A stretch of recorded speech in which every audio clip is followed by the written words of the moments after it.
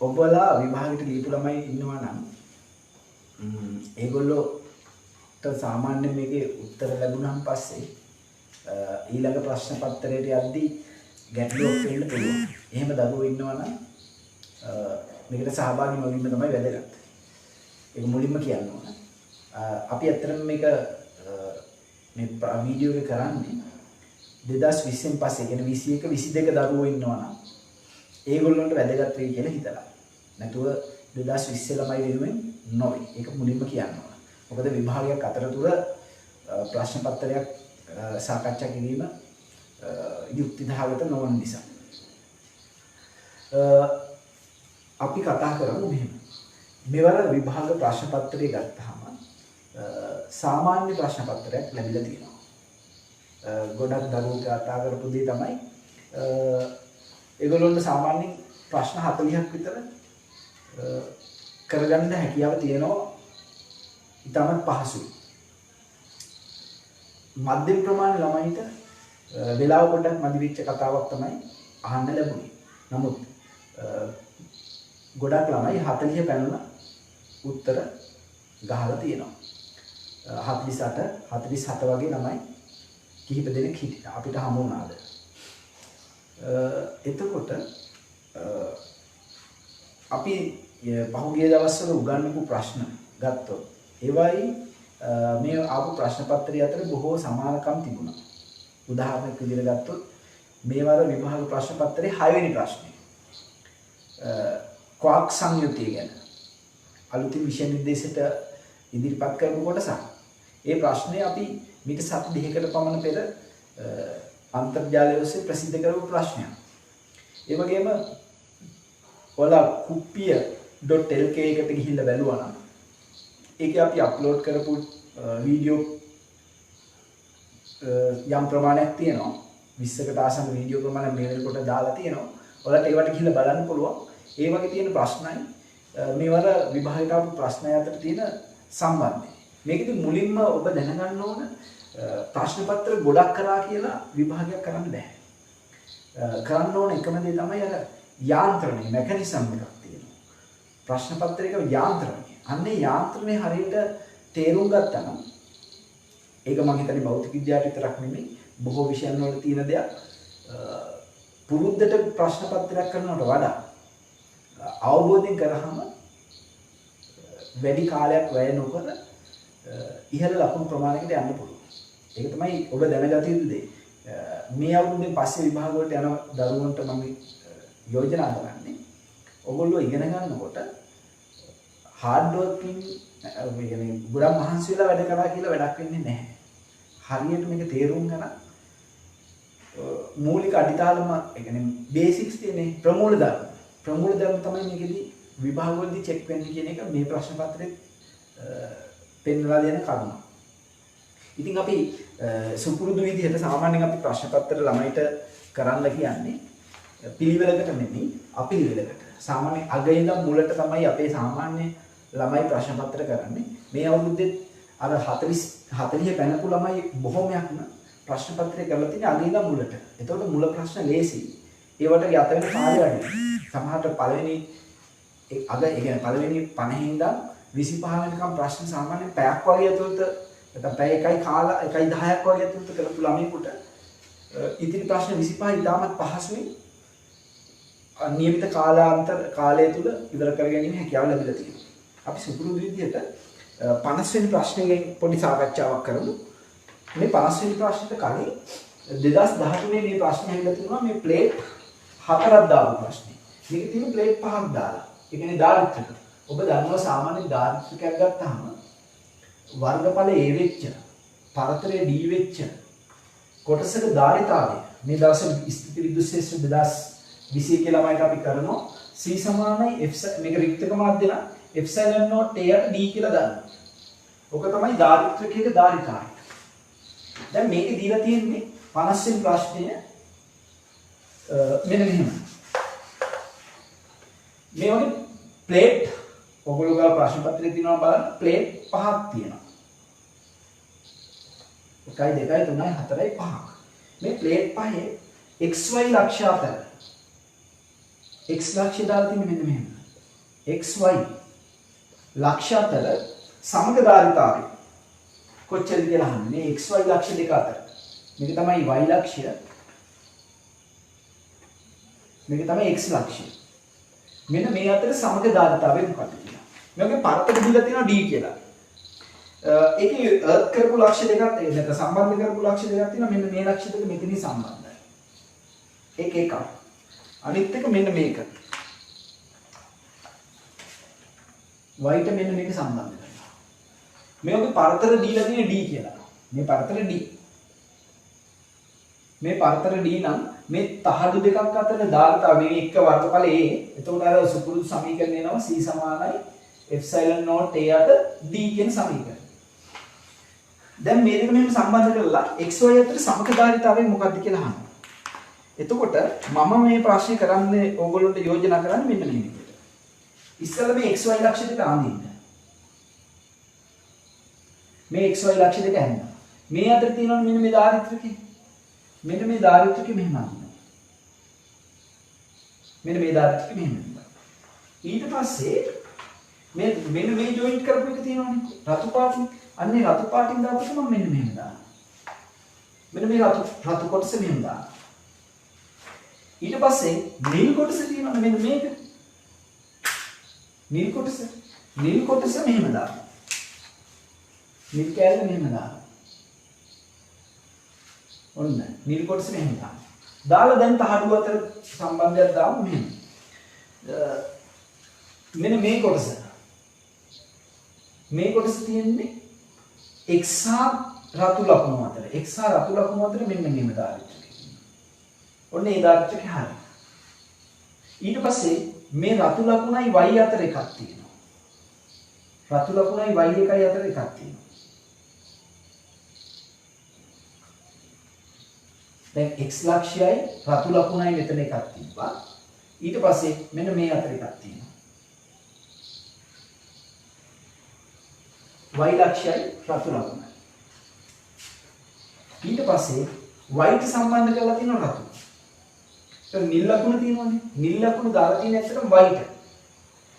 y ට නිල් දාලා තියෙනවා. ඊට පස්සේ නිල් සහ රතු අතර එකක් තියෙනවා. මෙන්න මේ අතර. මේක තමයි ඒකට මේක. ඔන්නෝම ධාරිත්‍රික හතර දැන් තියෙනවා. හරි.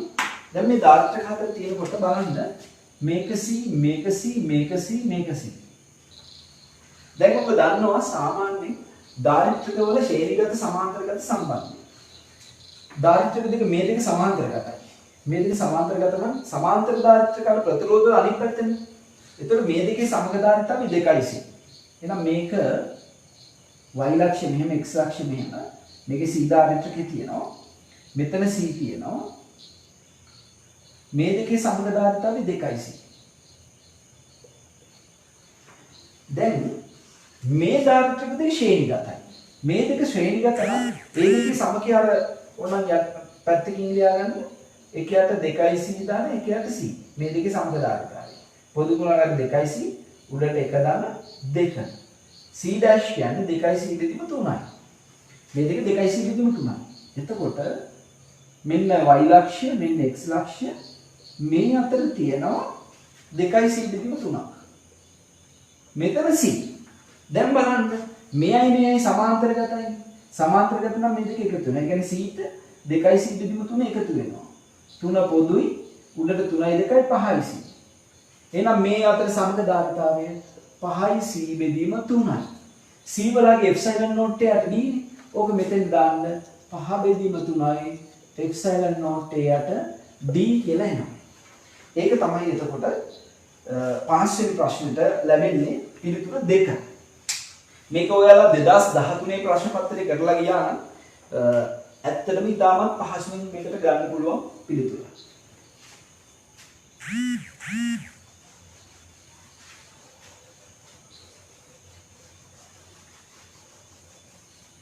ඊට පස්සේ අපි යමු 49 වෙනි ප්‍රශ්නෙට.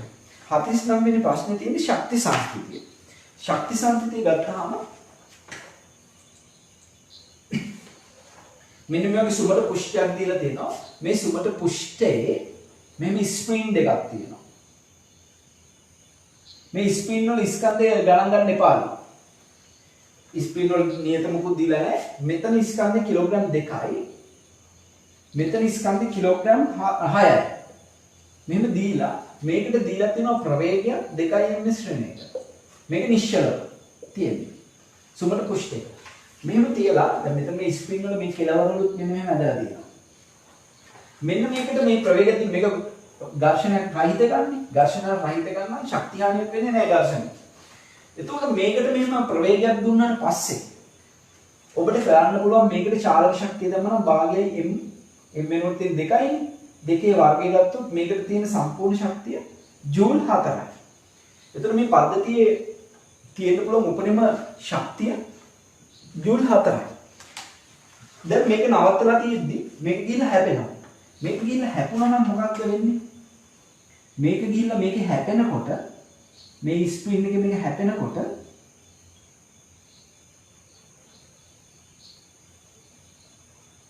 මෙන්න මේවා සංකෝචනය වෙනවා. මේවා සංකෝචනය වෙනවා. හැබැයි මේ සංකෝචනය වෙනවත් එක්කම ළමයි මේකට ප්‍රවේගයක් ලැබෙනවා. එතකොට මේ දුනු නියත ගැන මොකුත් සම්බන්ධයක් දීලා නැහැ. නමුත් මේක හැපෙනකොට මේකටත් ප්‍රවේගයක් ලැබෙනවා. ඒ කියන්නේ මෙන්න මේ ජූල් 4 කොටසක් මේකට ලැබෙනවා. ජූල් 4 කොටසක් මේක ලැබෙනවා. ඒ මොහොතේම මේක නිශ්චල වුණා කියන්නකො. මේක නිශ්චල වුණා මේකට ප්‍රවේගයක් තියෙනවා. මේකට ප්‍රවේගයක් තියෙනවා කියන්නේ මේ දෙන්න අතර ගබඩාලා තියෙන ශක්තිය උපරිම ශක්තිය ජූල් 4කට අඩු එකක් එනවා. ජූල් 4ක් වෙන්න බෑ. එතකොට ඔබෙන් කියන්නේ ඒ කුට්ටිය ප්‍රක්ෂේපණය කරන ලැබෙන දුනු කෙලවරට අයත් කරගatti උපරිම ශක්තිය දුනු දෙකටම. මේ දුනු දෙකටම ගන්න පුළුවන් විභව ශක්තියන්නේ. දුනු දෙකටම ගන්න පුළුවන් විභව ශක්තිය ජූල් 4ට වඩා අඩුයි. අහන්නේ උපරිම ශක්තිය. එතකොට මේකදී අපිට පිළිතුරු දෙස බලන්න වෙනවා. බිඳුව. බිඳුව වෙන්න බෑනේ.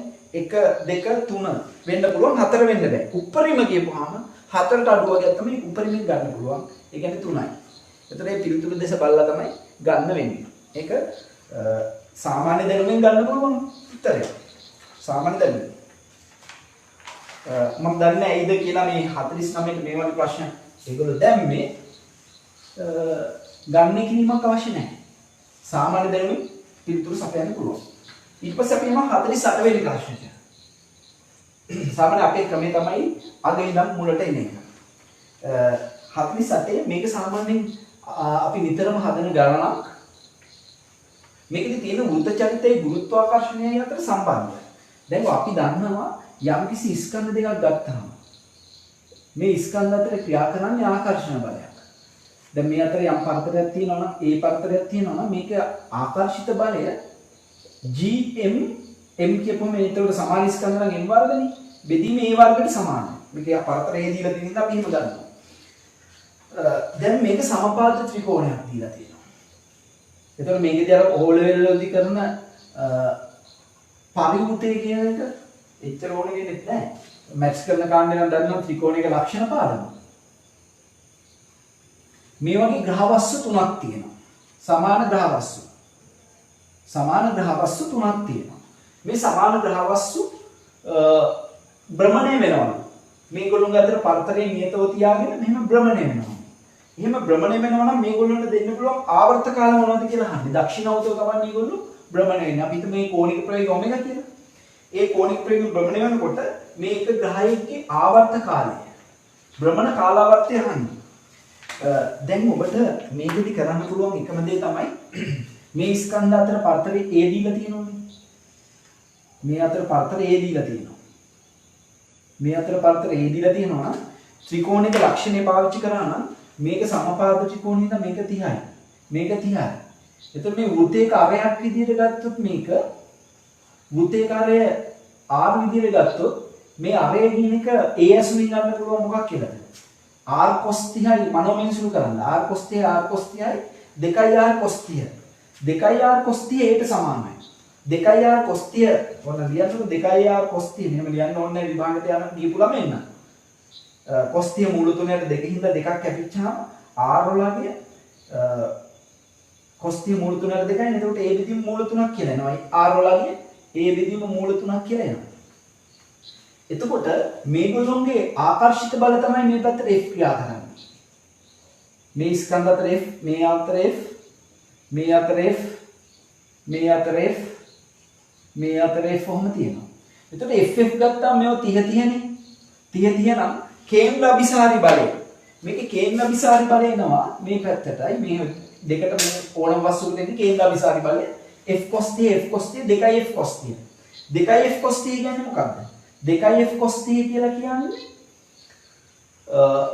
2f cos θ cos θ මූල තුනට 2යිනේ අර දෙක කැපිච්චාම මොකක්ද එන්නේ නැත්නම් යන්නේ මේ පැත්තට 2f cos θ 2f cos θ සමානයි මූල තුනට 2යිනේ එතකොට මූල 3යි f කියලා එනවා එහෙනම් මේ කේන්ද්‍ර අභිසාරි බලය මූල 3යි f වෙන්නේ.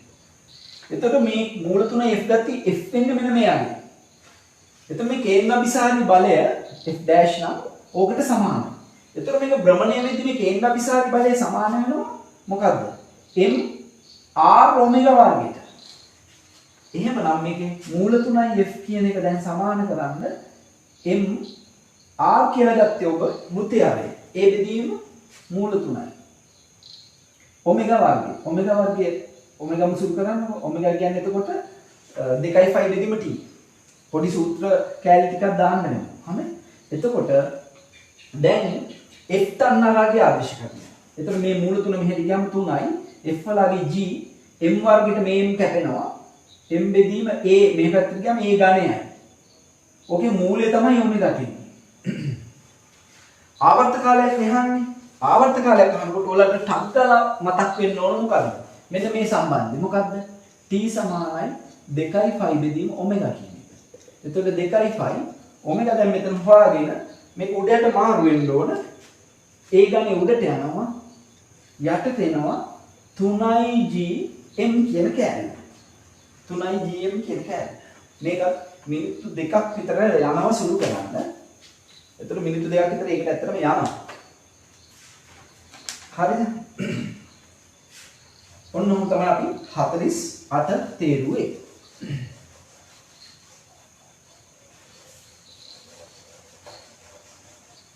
ඊට පස්සේ මම සුපුරුදු ප්‍රශ්නයක් කරනවා මෙන්න මේක. මොකක්ද අර මේක සුපුරුදු ගණනක්. සාමාන්‍යයෙන් අපි මෙහෙම ප්‍රතිරෝධ ගණන් ධාරා විද්‍යුතය කරන ඕනම තීරිපන්තිකට ඔයගොල්ලෝ ගිහින් තියෙනවා නම් ගිහින් තිරනේ යනවනේ. ඉස්කෝලේ ගියා ඕනම එක මේක සාමාන්‍යයෙන් 1900 බර ගණන් වල ඉඳන්ම සාකච්ඡා කරන ගානක්. මේක ජනප්‍රිය ගානක්. මම දන්නේ ඇයිද මේක දැම්මේ කියලා. මෙතන AD කියලා දාලා තියෙනවා. දැන් ඔයගොල්ලන්ට මේක මතක ඇති. මේකේ සමාන ප්‍රතිරෝධ තිබ්බනම්. සමාන ප්‍රතිරෝධ තිබ්බනම්. මේ ප්‍රතිරෝධ පද්ධතිය අනන්තයට තියෙනවා නම්. මේක අනන්තයට තියෙනවා. මේක අනන්තයට තියෙනවා නම් ඔබෙන් අහනවා AD අතර සමග ප්‍රතිරෝධය. ඔව් AD අතර AD නෙමෙයි AB. AB අතර සමග ප්‍රතිරෝධය. AB අතර සමග ප්‍රතිරෝධය.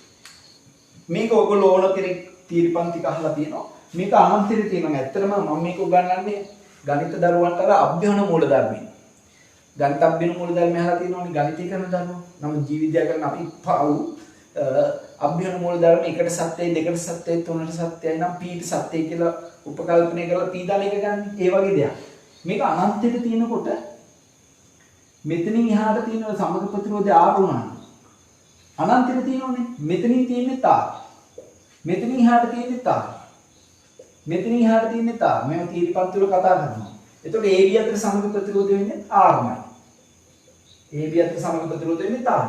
එතකොට අපි මෙන්න මේ කෑල්ල අඳිනවා. මේක සිම්පල් r. මේක සිම්පල් r. මෙතන r. එතකොට මේ r ගේ සමග ප්‍රතිරෝධය සමාන්තරගතයිනේ. එතකොට මේක ලියනවා r මෙතන එකයට සිම්පල් r දාන එකයට කැපිටල් r. කූපව r උඩට මාරුනහම r බෙදීම r දාන r. ඊට පස්සේ මේ දෙකේ මේ තුන ශ්‍රේණිගතයි. ඒකේ සමකය r ට සමානයි. එහෙනම් r සමානයි 2r ධන r බෙදීම r ධන r කියලා. ඔන්න ඔහොම ලියන්න. ලියපුවම මේකේ r ගේ වර්ග සමීකරණයක් එනවා. මේක ගත්තාම r හරස් මුද්ද දැම්මා ධන r වර්ගය සමානයි. මෙතන එනවා 2r වර්ගය ධන 2r ධන r. ඔන්න ඔහොම. දැන් මේක r දෙපැත්ත කැපෙනවනේ මේක. කැපිච්චාම 2r ගේ වර්ග සමීකරණ කැපිටල් R මෙහෙම තියෙනවනේ. කැපිටල් R නිවන්න ඕනේ. r වර්ග මේක මෙහාට ගත්තම ඍණ 2r ඍණ 2r වර්ග සමානයි 0යි. ඔන්න ඔහොම එකක් එනවා. මේක මොකද්ද? ax වර්ග ධන bx ධන c සමානයි 0 ආකාරයේ ශ්‍රිතයක්. ඔබ දන්නවා ax වර්ග ධන bx ධන c සමානයි 0 ආකාරයේ සමීකරණයක මූල ඍණ b ධන හෝ ඍණ වර්ගමූල b වර්ග ඍණ 4ac බෙදීම 2a කියලා. මතකද? ඕ ලෙවල් වලට කරනවා. මේක තමයි මම කිව්වේ. මේ ප්‍රශ්නේ ඇයි දන්නේ නැහැ මේගොල්ලෝ මේක දැම්මේ කොහෙන් හරි බත් කරලා තියෙන්නේ ප්‍රශ්නේ. අපිට ප්‍රශ්න පත්‍රය විවේචනය කරන්න අයිතියක් නැහැ. නමුත් මේක ax වර්ග ධන bx ධන c සමානයි 0 ආකාරයේ සමීකරණයක්. එතකොට ඍණ b ධන හෝ ඍණ වර්ගමූල b වර්ග ඍණ 4ac බෙදීම 2යි. ඕකෙන් අපි වර්ග පූර්ණ කරා නම් r වෙලා තියෙන්නේ 1 ධන හෝ ඍණ වර්ගමූල 3යි r කියලා. ඔන්න මෙන්නේ. ඍණ අවස්ථාව වෙන්න බෑනේ අඩුයින් එකට වඩා. r එන්නේ 1 ධන මූල 3යි r. දැන් මේ විභාග ගානේ සිම්පල් වලට දීලා තියෙන එකක්. මේක වර්ග පූර්ණ කරලා බලන්න. r එන්නේ එකක්. r එකක් ආවම මේක ලියනවා r සමානයි සිම්පල් වලට එක දාපුවම 1 ධන මූල 3යි. ඉතින් ඕනම ශිෂ්‍යෙක් දන්නවා මූල 3ගේ 1.7යි කියලා. ආසන්න වශයෙන්.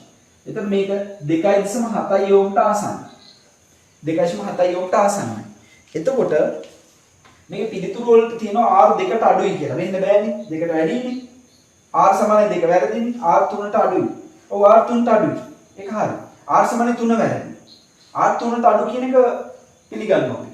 ඊට පස්සේ දීලා තියෙනවා පස්වෙනි එක r තියන් 2ට වැඩි 3ට අඩුයි කියලා. ඒක ඊටම හිතයිනේ. r 2ට වඩා වැඩි 3ට වඩා අඩුයි. r කියන එක 2ට වැඩි 3ට අඩුයි. හරිනේ 2.7 කියන එක. එතකොට ඕක තමයි හරියට. දැන් සාමාන්‍යයෙන් මේක පන්ති වල පට්ට ගහපු ළමයෙකුට මෙන්න මේක මතක තිබ්බනම් මේ සිම්පල් r වලට මොන ආගේ දැම්මත් ඒක ආදේශ කරලා ගන්න පුළුවන්. අපි ඕක තමයි තීර පන්ති වල කියලා තියෙන්නේ. නමුත් මෙතෙන්දී මේ ප්‍රතිරෝධ 1 ඕම් කියපුවම ටිකක් ළමයි කන්ෆියුස් වෙනවා. එතකොට මේක කලාශුද්ධාද්දී කලාශුද්ධාන ළමයි කියමුකෝ අපි. කලාශුද්ධාන ළමයි ගන්නවා නම් මම මෙන්න මේක දැන් මේක තමයි සාමාන්‍ය විදිය. ඔළුවට මේක මතක තිබුණා නම් 2.7 කියන එක නැත්නම් එක දන මූල 3 මතක තිබ්බනම් උත්තරේ ගන්න පුළුවන්. අපි හිතමු බැරි වෙලාවට මේක ළමයි කරලා නැති ළමයි කියනවා කියලා. මේක විභාගයේ නෙමෙයි තියරි පන්තික කරපු නැති ළමයි කියනවා. තියරි පන්තික මේක කරපු නැති ළමයි කියනවා නම් මම කියනවා මෙහෙම හදන්න කියලා. ඊට වඩා ලේසි ක්‍රමය. මෙන්න ලේසි ක්‍රමය. අර විදිහට සුළු කරන් ගියොත් එන්න මිනිත්තු 5ක් විතර යනවා. මේක හදන්න ලේසි ක්‍රමය තමයි මේක 1 ඕම් නම් මේකත් 1 ඕම් නම් මෙන්න මෙහෙම ගන්න පුළුවන්. මේ ටික මේ දෙක ශ්‍රේණිගතයිනේ. දැන් මෙතනින් එහාට අනන්තයට ප්‍රතිරෝධ තියෙනවා. අනන්තයට ප්‍රතිරෝධ තියෙනකොට මෙතනින් එහා සමග ප්‍රතිරෝධයක් මොනවා හරි ගත්තොත් ඒකේ ප්‍රතිරෝධය එකට අඩු එකක් නෙන්නේ. එතකොට මේක මුකුත් හදන්න ඕනේ නැහැ. ජෙනරල් නොලෙජ් එකෙන් හදන්න. මේක 1 ඕම් 1 ඕම් නම් මේක AB නම්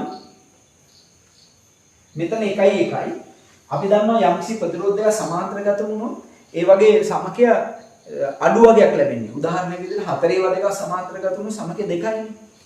2 ඒවා දෙක සමාන්තරගත වුණොත් 1යිනේ. 1 ඒවා දෙක සමාන්තරගත වුණොත් භාගයයිනේ.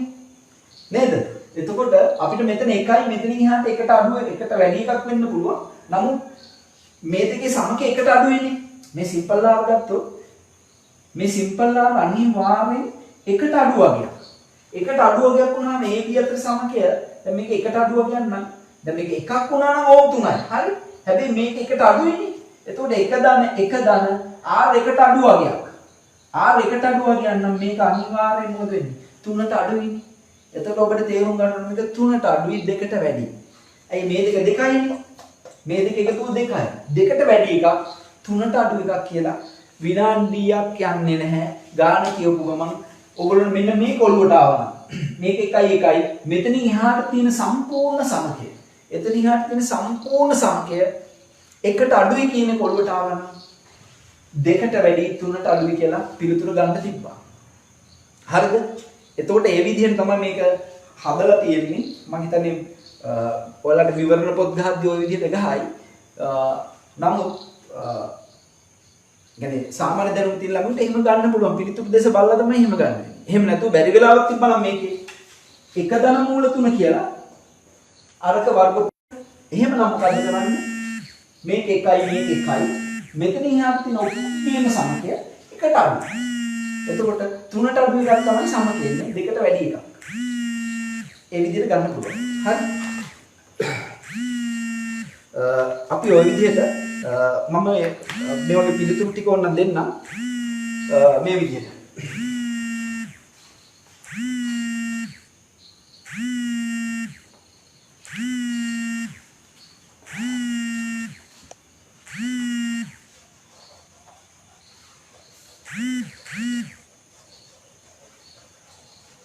දැන් අපිට ඇත්තටම මගේ page එකේ තියෙනවා එහෙම නැත්නම් හොඳම දේ තමයි ඔයගොල්ලන්ට මේ පිළිබඳව 2021 22 ඉන්න ළමයිට අපේ අර වීඩියෝ ටික බලන එක. දැන් ඉදිරි දවස්වල ඊටු ටිකක් අප්ලෝඩ් කරනවා. මේ දවස්වල කොවිඩ් සිද්ධි හින්දා. දැන් අපි දුන්න පිළිතුරු ප්‍රශ්න 4කට. ඒ කියන්නේ 50 49 48 47. ඕක තමයි අපි කරන ක්‍රමය. මම ඔයාලට ආන්සර්ස් ටික ඔන්න මෙසේජ් කරන්න පුළුවන්. නිකන් ඔයාලා රෆ්ලි ස්ක්‍රීන්ෂොට් ගන්නවා නම් දාගන්න. මම මේ උත්තර ටික දානවා 1 2 3 4 5 6 7 8 9 10 11 12 13 14 15 16 17 18 19 20 21 22 23 24 25 26 27 28 29 30 31 32 33 34 35 36 37 38 39 40 41 42 43 44 45 46 47 48 49 50 මේවට පිළිතුරු තමයි මෙහෙම එන්නේ. එකට එන්නේ ප්ලාන්මීටේ මාන 5 පිළිතුර 5 ප්ලාන්මීටේ එකේ 5 ඊට පස්සේ කිනිහිරිද්ද සම්පාත එකක් එන එක 3 දෙකට 3 කිනිහිරිද්ද සම්පාත එක ඩෙසිබල් තීව්‍රතා මට්ටම ඒකකය 1 බිඳුවයි 10 12 මේකයි දෙදපුවාම ඊට පස්සේ තිබුණේ ප්‍රවේග කාල වක්‍රයක් ඒකට එන්නේ 3 ඊට පස්සේ අවශ්‍ය පූර්ණ සම්බන්ධ ප්‍රශ්න 5ට එන්නේ 1 ඊට පස්සේ මෙන්න මේ 6 වෙනි එක තමයි ෆෝටෝන් අංකය. ෆෝටෝන P නියුට්‍රෝන N ක්වාක් සංයුතිය පිළිවෙලින් දෙන්නේ. UUD UDD කියන පිළිතුරේ 4. මේක මොඩල් පේපර් එකත් ඇවිල්ලා තිබුණා 2020 19ට දාපු එකේ 7 වෙනි ප්‍රශ්නෙට පිළිතුරේ 4. 7 වෙනි ප්‍රශ්නෙට 8 වෙනි ප්‍රශ්නෙට එන්නේ පිළිතුර D ලක්ෂ්‍ය 4.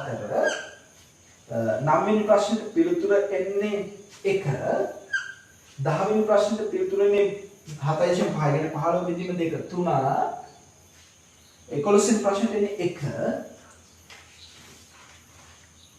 12 වෙනි ගාන 2018 යන රවුමට දීපු එකයි නැත්නම් විද්‍යුත් ශේෂ්ත්‍ර ගානක් දීලා තිබුණා අපිට 2019 ඒකමයි මේ චුම්බකවල ආලා තින්නේ 4 වෙනි පිළිතුර 13 වෙනි ප්‍රශ්නෙට 70%යි මේක එන්නේ 2 මේක දාරිද්ර්යික ආරෝපණ 1 15ට 5 16ට එකක් ඉතාම සරල ප්‍රශ්නයක් 4 17 ඒකත් සරලයි පිළිතුර 3 17 18 ලොජික් ගේට් එකක් 2 ඒව වෙන්න බතුත් බෑ 19 ගුරුත්ව කේන්ද්‍ර සම්බන්ධ ඒකේ පොඩි අවුල ඒවත් අවුලක් නැහැ 5 බෙදීම 4 1.5 පිළිතුර 2 20ට පිළිතුර 3 21කට පිළිතුර 3. ඒකත් ඉතාම පහසු ප්‍රශ්නයක්. 21කට පිළිතුර 3 ඉතා පහසු ප්‍රශ්නයක්. ඒ කියන්නේ අර උෂ්ණත්වයත් එක්ක 22 ඝර්ෂණය සම්බන්ධ එකක්. උත්තරේ 4 6.25 එක. ඊට පස්සේ පුපුරාණ සිද්ධිය 24 23 23ට පිළිතුර 4 24ට පිළිතුර 2 25ට පිළිතුර 1 26ට පිළිතුර 5 27ට පිළිතුර 4 28ට ඉතාම පහසු එකක් පිළිතුර 3 29ට පිළිතුර 5 30ට පිළිතුර 2 31ට පිළිතුර 4 32ට පිළිතුර 3 33ට පිළිතුර ඕම් 4 දෙවැනි පිළිතුර ඒ වගේම 34ට පිළිතුර මිනිත්තු 10යි 1 35ට පිළිතුර ග්‍රෑම් 400 5 36ට පිළිතුර සෙන්ටිමීටර් 4 උත්තරේ 1 දැන් විශාලනේ නේද විශාලනේ 4 විශාලනේ ඒකක නෑ සෝරි 4යි 37ට පිළිතුර ආර්බිදි මූල 2 38ට ඒකත් ඉතාම පහසු ප්‍රශ්නයක් අපේ කුප්පියට ගිහිල්ලා බලන්න මේ ප්‍රශ්නේ හිම් පිටින්ම අපි දාලා තියෙනවා 39 වෙනි ප්‍රශ්න නම් ඉතාම මේක 1970 ගණන් වල ආපු ප්‍රශ්නයක් ආයේ නැවත පුනරාවර්තනය වෙලා 40ට පිළිතුර 1 41ට පිළිතුර 3 ඒකත් අනුමාන කරලා ගන්න තියෙන එකක් ගණනේ එක පොඩි ආందోලනාත්මක විදිහ ආందోලනේ මනෝමය ගන්න පුළුවන් ඒකට අපි ඊළඟ වීඩියෝ එකේ කාලෙ මැදින් හින්දා ඔයාලට නැත්නම් බෝරින් වෙනවා අපි කරමු ඒක විකාශ අපලෝඩ් ගන්න පුළුවන් අනුමාන කරනවා 42ත් ඒ වගේ පිළිතුර 5 ඒකත් අනුමානයෙන් ගන්න තියෙන එකක් 43ට පිළිතුර 3 47ට පිළිතුර 2 45ට පිළිතුර 5 46ට පිළිතුර 2 47ට අත කරන්නේ 47ට ආවේ ඒතොර 5 48ට ආවේ පිළිතුර 2 49ට පිළිතුර ආවේ 4 50ට පිළිතුර ආවේ 2 ඔන්නෝම තමයි පිළිතුරු ටික ආවේ අපි මේක ප්‍රශ්න ඊට පස්සේ හිමීට සාකච්ඡා කරමු ඇත්තටම මේ ප්‍රශ්න පත්‍රයේ ලොකු දේවල් නැහැ කොවිඩ් හින්දා වලට බෝනස් වගේ එකක් ලැබුණේ නමුත් දරුවනේ 2021 සාමාන්‍ය අපි සුපුරුදු හොඳ කියන්නේ එහෙම නෙමෙයි කොහොමද ඉතින් හොඳ ප්‍රශ්න පත්‍රයක් තමයි හම්බෙන්නේ ඊට වඩා සංකීර්ණ ප්‍රශ්න පත්‍රයකට අපි සූදානම් වෙමු පවුනේ 2020 ළමයි දෙන්නේ විභාගෙදි තුන් පාරක් කැන්සල් වෙලා ලොකු ආතතියකින් දරු හිටියේ ඉතින් ඒගොල්ලන්ට මේ වගේ ප්‍රශ්න පත්‍රයක් දෙනකොට දීපු එක ඇත්තටම ඒගොල්ලෝ ගොඩක් පිං අපි මේ වගේ ප්‍රශ්න ඉදිරියේදී මේ විදිහට කතා කරමු. ඔයාලට වැඩි විස්තර මේ ප්‍රශ්න ඔක්කොම වගේ තියෙනවා. මේ මිට ආසන්න ප්‍රශ්න අපි සාකච්ඡා කරපුවා තියෙනවා. ඔයාලා ඕනම ඩිවයිස් එකකින් යන්න පුළුවන් kuppia.lk වෙබ්සයිට් එකට ගිහිල්ලා අපේ වීඩියෝ නරඹන ලෙස ඔබට ඔබගෙන් ඉල්ලා සිටිනවා. ඔබට සුබ රාත්‍රියක්. ආයුබෝවන්.